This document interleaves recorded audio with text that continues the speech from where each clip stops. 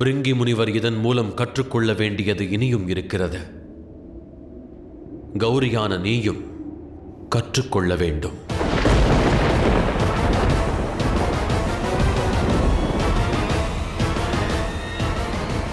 தாங்கள் மீண்டும் புதிர் போடுகிறீர்கள் மகாதேவா. சமயம் வரும் வேளையில் புதிருக்கான விடை தானே புலப்படும்.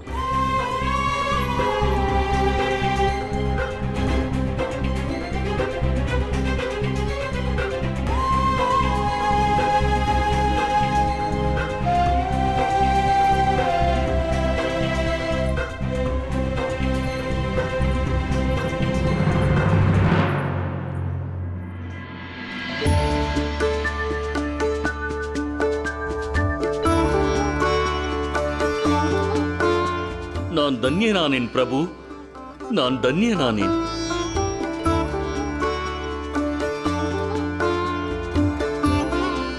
எவரை தரிசிக்க வேண்டும் என்று பல ஆண்டுகளாக கடும் தவம் புரிந்து வந்தேனோ, இன்று அந்த மகாதேவரே இச்சாதாரண முனிவரை இங்கு அழைத்திருக்கிறார்.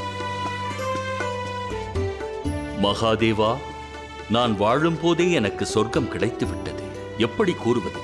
இப்பொழுது என் மனதில் நான் அனுபவித்துக் கொண்டிருக்கும் ஆனந்தத்தை எடுத்து கூறுவதற்கு என்னிடம் வார்த்தைகளே இல்லை மகாதேவா. நான் பேச்சற்று போனவனாக இக்கணம் நான் உணர்கிறேன் மகாதேவா. எழுந்திருங்கள் முனிவரே, கூறுங்கள், தங்களின் விருப்பமாவது யாது? அதனை நான் நிறைவேற்றுகிறேன். எனது விருப்பமே தங்களை காண வேண்டும் என்பதுதான் மகாதேவா. ஆனால் கைலாயம் வந்த பிறகு என் மனதில் புதிய விருப்பம் ஒன்று தோன்றியுள்ளது. அது என்னவென்றால், நான் தங்களின் கணமாகி சதா தங்கள் சேவையில், தங்களின் பார்வையில் இருக்க வேண்டும். எனது இந்த விருப்பம் நிறைவேறுமா மகாதேவா? நிச்சயமாக. தங்கள் விருப்பத்தை எண்ணி என்னை வலம் வாருங்கள். வலம் வந்து முடித்ததும் என்னுடைய கணமாகும் தங்களுடைய எண்ணம் ஈடேறிவிடும் முனிவரே. உண்மையை கூறினீர்கள் மகாதேவா. பொதுவாக மனிதர்கள் ஒவ்வொருவரும் உடலையும் உயிரையும் வளர்க்கும் ஆலயங்களை சுற்றி வருவர். ஆனால் தாங்களோ என் வாழ்வில் சாதாரணமான ஆலயமாவீர். தங்களை வலம் வைப்பதன் மூலம் நான் தங்களுடன் எந்த சக்தியாலும் பிரிக்க முடியாத பந்தத்தில் இணைந்து விடுவேன். இதுவே எனது சௌபாக்கியமாகும் மகாதேவா, சௌபாக்கியமாகும். அவ்வாறென்றால் சௌபாக்கியம் என்பது தங்கள் வசமாகட்டும்.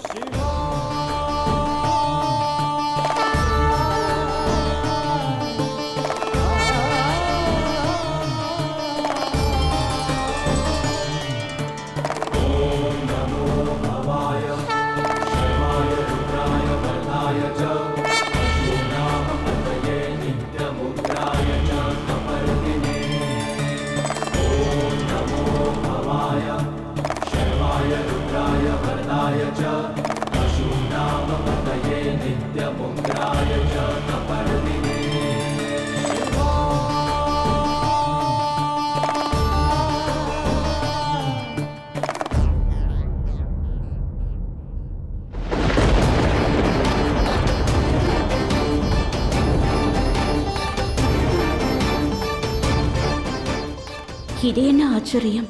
பிருங்கி முனிவரால் முழுமையாக வலம் வர முடியவில்லையே.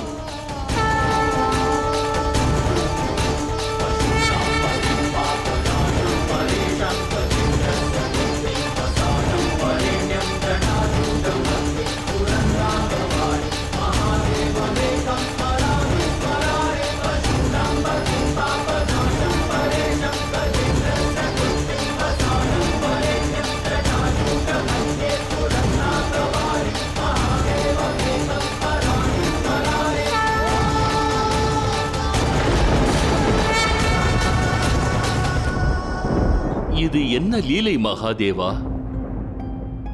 தாங்கள் அனுமதி அளித்து விட்டீர்கள். நானும் முயற்சி செய்கிறேன். அதன் பிறகும் என்னால் ஏன் தங்களை சுற்றி வர முடியவில்லை மகாதேவா?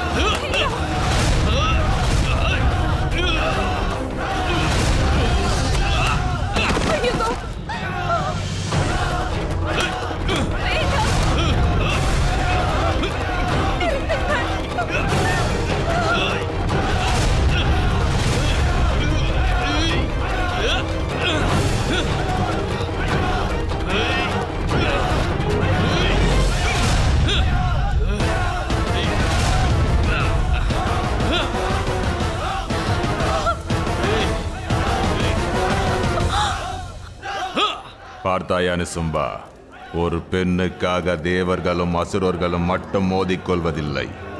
மாறாக தேவர்களும் அசுரர்களும் கூட மோதிக்கொள்வார்கள்.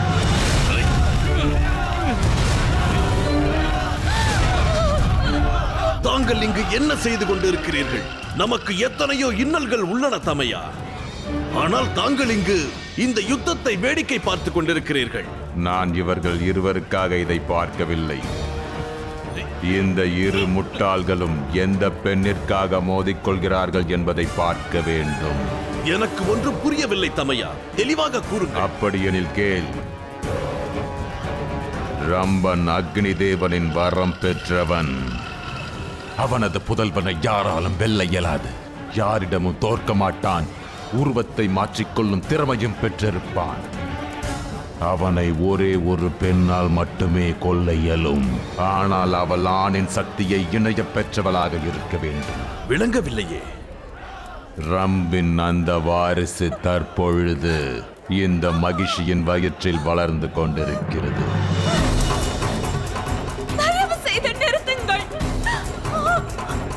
அந்த குழந்தை நம் கட்டுப்பாட்டில் வர வேண்டும். அந்த குழந்தையே நாம் ஆயுதமாக்கி அந்த காளியை நாம் அழித்து விட முடியும். கூறுங்கள் மகாதேவா. நான் என்னால் முடிந்தவரை முயன்றும் கூட என்னால் தங்களை முழுமையாக சுற்றி வர ஏன் முடியவில்லை? கூறுங்கள். கூறுங்கள் மகாதேவா. வலம் வருதல் என்பது பக்தனுக்கும் கடவுளுக்கும் இருக்கும் ஆழமான பந்தமாகும். பக்தனாகிய தாங்கள் முழுமையானவர். ஆனால் கடவுளாகிய நான் முழுமையாகவில்லை.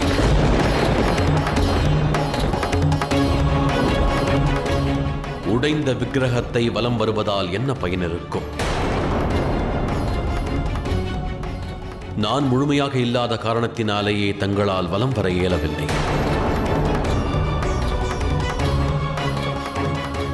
இது எப்படி சாத்தியம்? இது எப்படி சாத்தியம்? நான் ஆராதிக்கும் தாங்கள் முழுமையானவர். தாங்கள் எப்படி முழுமையற்றவராக முடியும்?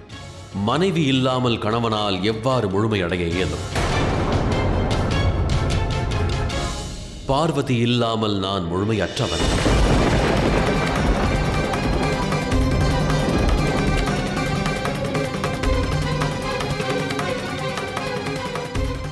பார்வதியே எனது சக்தி. பார்வதி என்னோடு இருந்தால் மட்டுமே தங்களால் வலம் வருவது சாத்தியமாகும்.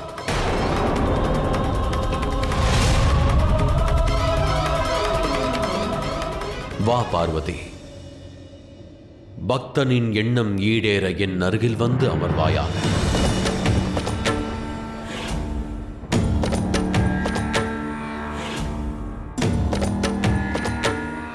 வா பார்வதி.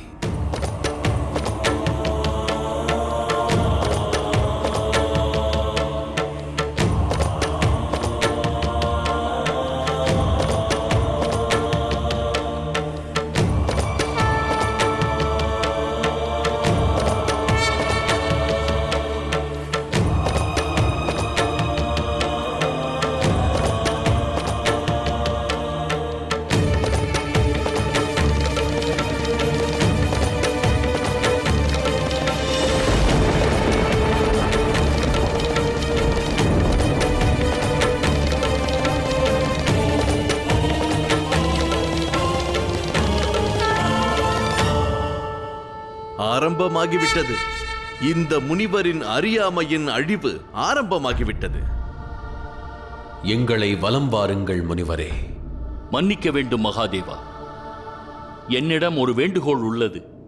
கூறுவதில் தயக்கம் வேண்டாம். மகாதேவா, பார்வதி தாயார் தங்கள் மனைவியாவார். அவ்வகையில் நான் அவரை மதிக்கிறேன். ஆனால் நான் தங்களின் பக்தன், பார்வதி தாயாரின் பக்தன் அல்ல.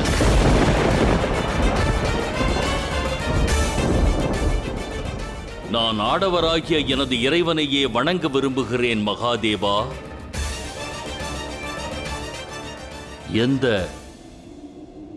எந்த பெண்ணையும் என்னால் சுற்றி வர இயலாது மகாதேவா.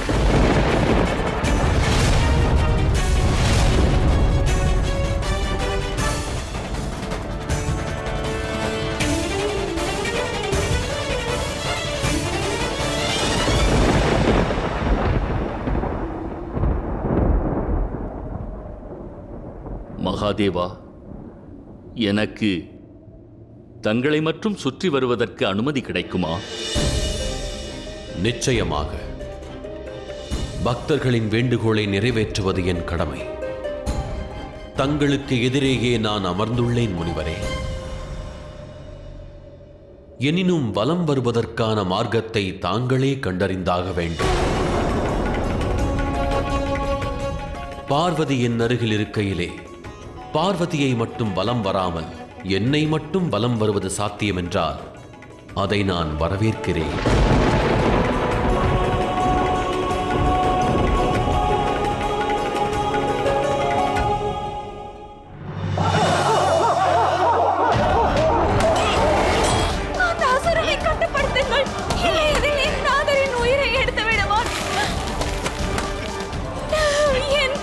பிறக்கும் முன்னரே நாதையற்றவன் ஆகிவிடுவான்.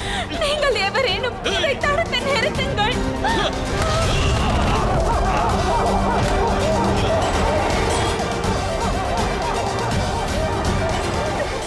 தாங்கள் அசுரர்களின் அரசன். தங்கள் கட்டளையை எவரும் மீற முடியாது. தங்களால் மட்டுமே யுத்தத்தை நிறுத்த முடியும்.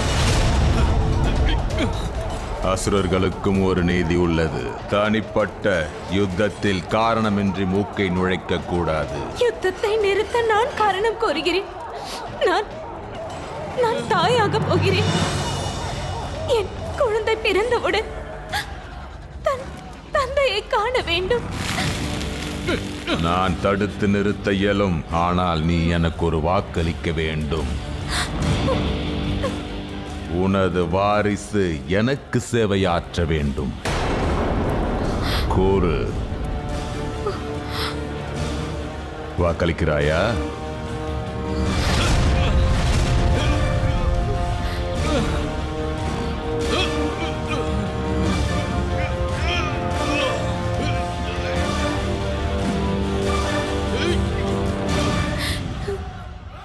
நான் வாக்களிக்கிறேன்.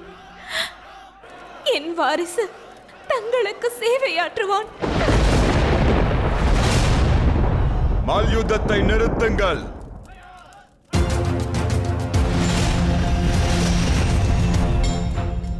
நான் அசுரர்களின் அரசன் சும்பன் கட்டளையிடுகிறேன். இனி எவரும் மோதக்கூடாது.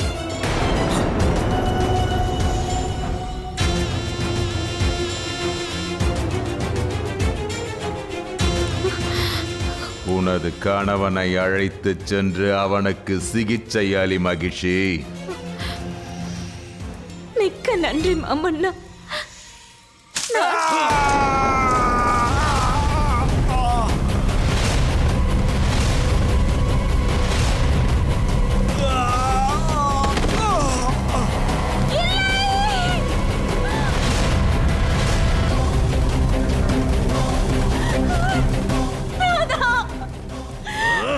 நிசும்பா,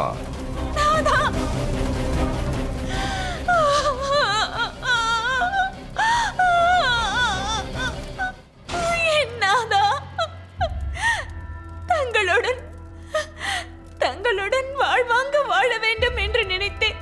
தாங்கள் இல்லாமல் எனக்கு எதற்கு உயிர்?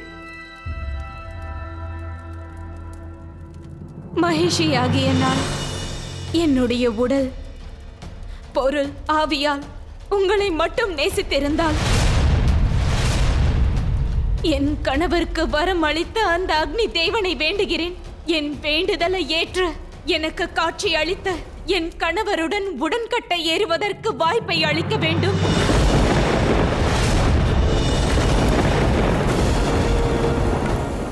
மகிழ்ச்சி.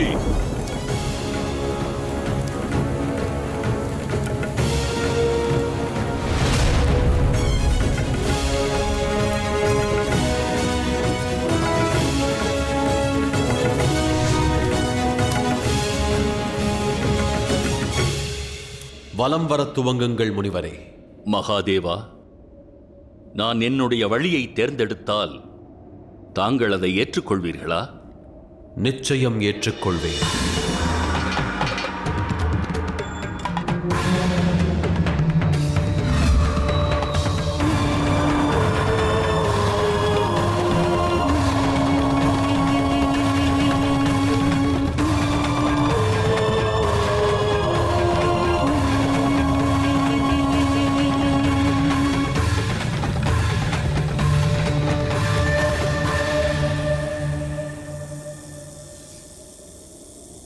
ஏன் தங்கள் பக்தரை பரீட்சிக்கிறீர்கள்? பரீட்சிக்கவில்லை பார்வதி. என்னுடைய கணமாவது பக்தனின் வேண்டுதலாகும். அதில் என்னை அவர் முழுமையாக உணர்ந்திருப்பது அவசியமாகும் பார்வதி. பிரிங்கி முனிவரைப் போன்று நீயும் ஓர் உண்மையை உணர்ந்து கொள்ள வேண்டிய சமயம் நெருங்கிவிட்டது. என்ன உண்மை மகாதேவா? சற்று காத்திரு பார்வதி. அதற்கான விடை அதிவிரைவில் புலப்படும்.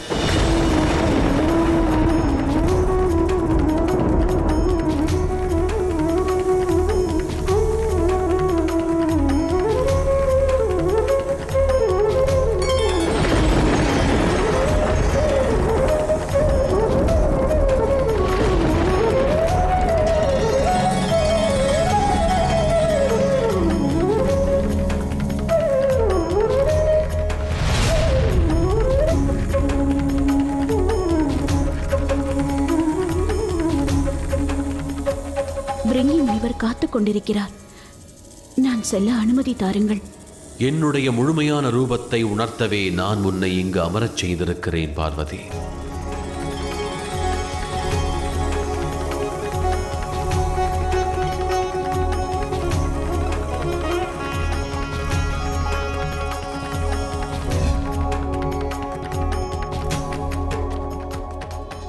என்னை வலம் வருவதற்கு முன்பாக உன் கடவுளின் உண்மை ரூபத்தை நீ அறிந்து கொள்ள வேண்டியது அவசியம். தங்களின் கடவுள் முழுமையான ஆண் அல்ல.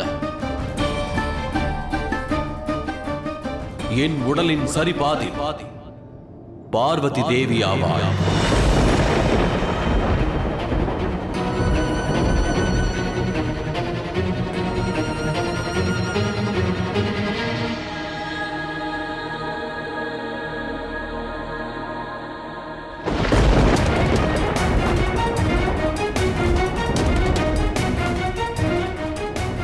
நீ ஆராதிக்கும் கடவுள் அர்த்தநாரீஸ்வரர்.